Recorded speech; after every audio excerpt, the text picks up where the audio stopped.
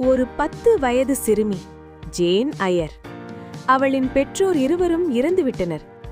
அதனால் அவள் தனது அத்தை திருமதி ரீட் வீட்டில் வாழ்ந்து வந்தாள். அவளுடன் எலிசா, ஜான், ஜார்ஜியானா என்ற 3 உறவினர்களும் இருந்தனர். ஆனால் அந்த வீடு ஜேனுக்கு அன்பான இடமாக இல்லை. அவள் அடிக்கடி கண்டிப்புகளையும் அவமானங்களையும் சந்தித்தாள். ஒரு நாள் அவள் அமைதியாக நூலகத்தில் புத்தகம் படித்துக் கொண்டிருந்தாள்.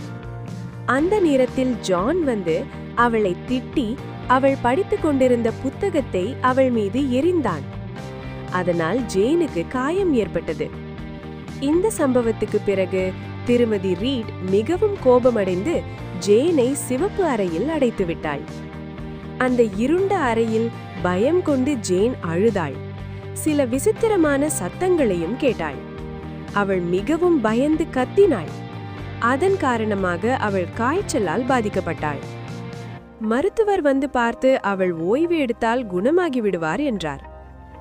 இந்த சம்பவத்திற்கு பிறகு ஜேனை லோவுட் என்ற பள்ளிக்கு அனுப்பினர். அங்கு வாழ்க்கை மிகவும் கடினமாக இருந்தது. குளிர், பசி, குறைந்த வசதிகள், பல மாணவிகள் நோயால் பாதிக்கப்பட்டனர். ஆனால் அந்த பள்ளியில் ஜேன் ஹெலன் பர்ன்ஸ் என்ற நல்ல தோழியை சந்தித்தாள். ஹெலன் அமைதியானவளாகவும் அறிவுள்ளவளாகவும் இருந்தாள்.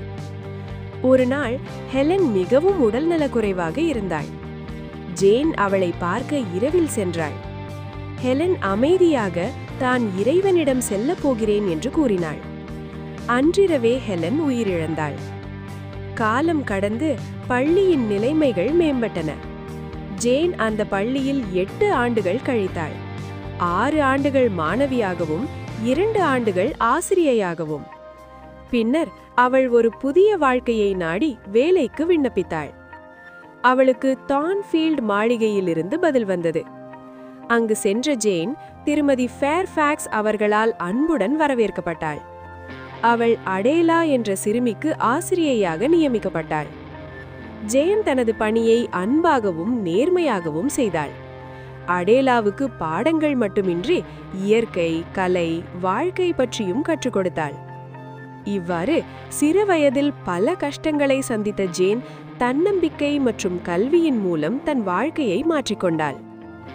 இந்த கதை நமக்கு சொல்லுவது, கல்வி மற்றும் தன்னம்பிக்கை இருந்தால் எந்த சூழ்நிலையையும் கடந்து உயர முடியும்.